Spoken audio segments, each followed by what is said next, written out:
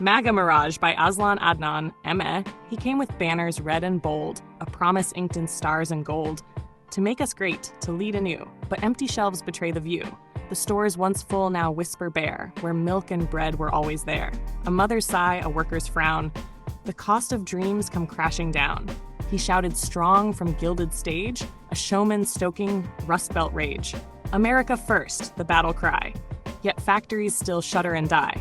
Ships drift idle out at sea, goods delayed indefinitely. The checkout lines are growing long, yet tariffs sing a broken song.